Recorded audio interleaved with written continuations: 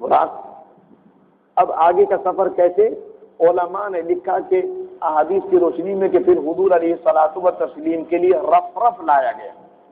رفرف سبز رنگ کا ایک یوں سمجھیے ایک طرح کا غالیچہ، ایک تخت کہ جس پر سرکار دو عالم صلی اللہ علیہ وسلم تشریف فرما ہوئے، اور وہ رفرف ایک فرشتے کی اس پر ڈیوٹی تھی، اس کے سپرد کیا جبریل امین نے سرکار دو عالم صلی اللہ علیہ وسلم کو، اور پھر حضور نے اگلا سفر رفرف پر طے کیا، اور ایک مقام پر جا کر کے رفرف بھی رہ گیا، رفرف بھی رہ گیا، رفرف کے ساتھ والا فرشتہ بھی رہ گیا، اور حضور سرور عالم صلی اللہ تعالی علیہ وسلم اللہ تبارک و تعالی کے اس حرم قدس میں پہنچے، اس مقام پر پہنچے کہ جسے مکان کہنا مجازن ہے،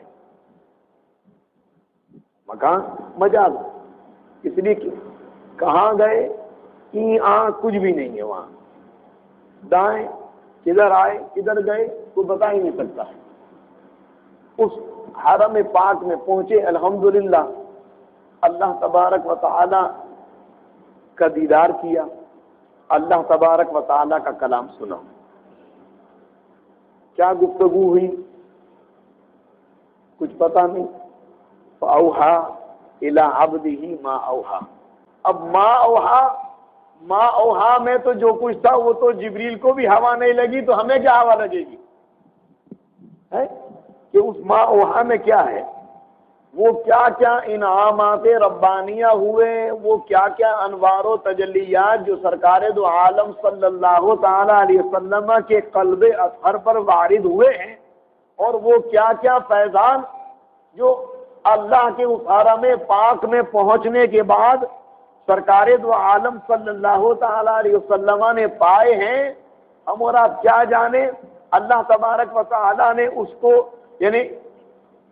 یعنی بغیر تفسیر کے اور بغیر تفصیل کے اجمالی طور پر یوں فرمایا کہ فَأَوْحَىٰ إِلَىٰ عَبْدِهِ مَا أَوْحَىٰ، جی وحی کی اپنے بندے خاص کی طرف جو وحی کی۔ اب جو وحی کی ما اوحا، اب ماں میں کیا ہے یہ اللہ تبارک و تعالیٰ نے پوشیدہ رکھا ہے۔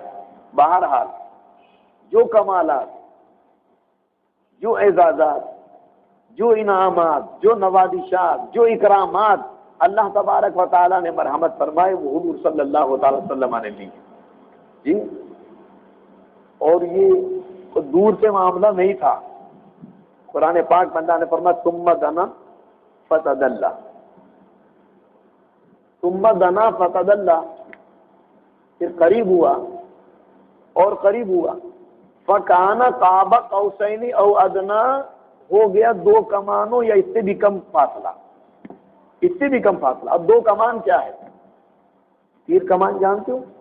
ہاں، عرب میں یہ قاعدہ تھا کہ جب کسی دو قبیلوں کے سرداروں کا آپس میں کوئی مصالحت ہوتی یا کچھ یعنی آپس میں حلیف ہو جاتے کہ بھئی ہمارا دشمن تمہارا دشمن، ہمارا دوست تمہارا دوست، دونوں جب یہ کہہ لیتے تو باہر نکل کر کے دونوں اپنی اپنی کمانیں ایک ساتھ رکھ کر ایک تیر ان دونوں کمانوں میں لگا کر کے جناب علی پھینکتے، گویا کہ ہمارا دشمن تمہارا دشمن، تمہارا دوست ہمارا دوست، اس انداز۔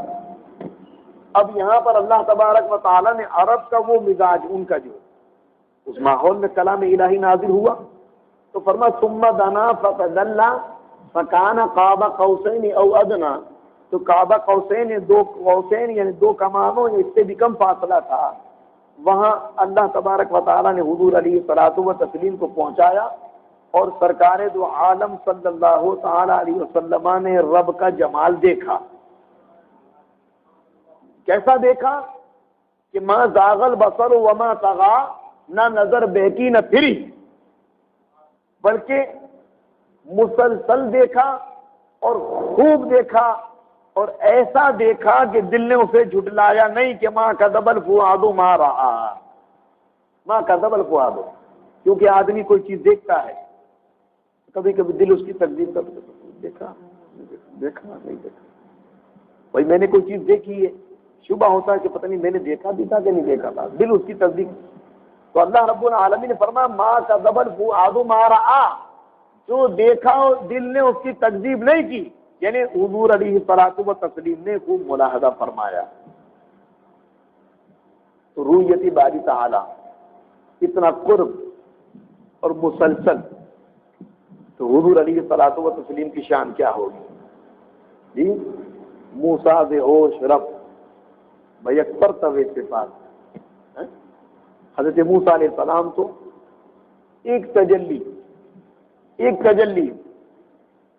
وہ بھی براہ راست نہیں، ڈائریکٹ نہیں، انڈائریکٹ وے میں وہ ملاحظہ کی کہ اللہ تبارک و تعالیٰ سے درخواست کی تھی کہ ربی ارینی، اے اللہ مجھے اپنا دیدار کرا دے. تو اللہ نے فرمایا لن ترانی، اور یہ طے ہوا کہ میں جب پہاڑ پر طور پر اپنی تجلی نازل کروں اور تو اسے دیکھ لے اور وہ اپنی جگہ پر قرار رکھے، ان استقر مکانہ جی، تو اگر وہ اپنی جگہ ٹھہرا رہے تو مجھے دیکھ لے گا. علماء نے لکھا کہ اللہ تبارک و تعالیٰ نے جب تجلی نازل فرمائی طور پر، وہ کتنی تھی؟ سوئی ہے نا، سوئی کا جو ناکا ہوتا ہے جس میں ہم دھاگا پروتے ہیں، اس ناکے کے برابر اللہ نے اپنے انوار میں سے ایک تجلی نازل فرمائی طور پر، اور حضرت موسیٰ علیہ السلام سے فرمایا کہ طور کو دیکھنا. تو جو وہ تجلی طور پر نازل ہوئی تو طور بھی جل کر کے خاک تر ہو گیا. حضرت موسیٰ علیہ السلام نے جب دیکھا تو اللہ اکبر کبیرہ، حضرت موسیٰ علیہ السلام بے ہوش ہو کر زمین پہ تشریف لے آئے، بے ہوش ہو گئے. فلما افاق قال سبحانک انی تبت الیک جی، جب افاقہ ہوا تو اللہ تبارک و تعالیٰ کی بارگاہ میں معذرت پیش کی. اس کے بعد علماء لکھتے ہیں کہ حضرت موسیٰ علیہ السلام کی آنکھوں میں ایسی چمک تھی، ایسی چمک کہ ان کی نگاہوں میں آنکھیں ڈال کر کوئی دیکھ نہیں سکتا تھا ورنہ نابینا ہو جائے. اللہ اکبر، ایسی چمک. بلکہ یہ بھی لکھا علماء نے کہ 3 میل دور سے آپ کی بینائی کا یہ معاملہ ہوا کہ 3 میل دور سے رات کی تاریکی میں سیاہ پتھر پر چلنے والی کالی چونٹی کو آپ ملاحظہ کر لیتے. حضرت موسیٰ علیہ السلام وہ جنہوں نے انڈائریکٹ وے میں، براہ راست نہیں، بالواسطہ ایک تجلی کا عکس دیکھا، نگاہوں میں یہ بات پیدا ہو گئی کہ پھر حضرت موسیٰ علیہ السلام 3 میل دور سے چلنے والی کالی چونٹی کو ملاحظہ فرما لیتے رات کی تاریکی میں. اور حضور صلی اللہ تعالی علیہ وسلم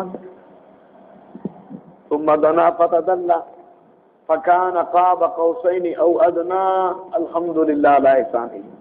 اور پھر کیسا دیکھا کہ ما زاغ البصر وما طغى، اور کیسا دیکھا کہ ما کذب الفؤاد ما رأى، جو دیکھا دل نے اس کی تکذیب بھی نہیں کی.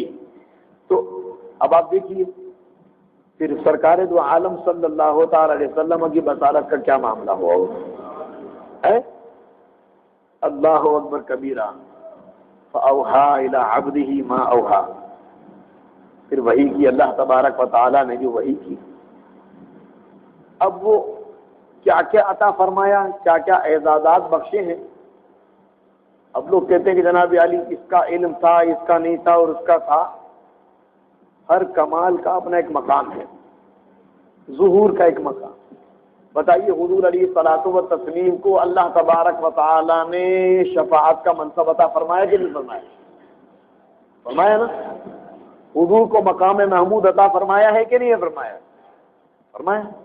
لیکن اس کا ظہور ابھی تو نہیں ہے نا. اس کا ظہور تو اس عالم میں ہوگا جب ہوگا وہ مقام. تو ابھی کسی چیز کا، کسی کام کا ظاہر نہ ہونا اس کے نہ ہونے پر دلیل نہیں.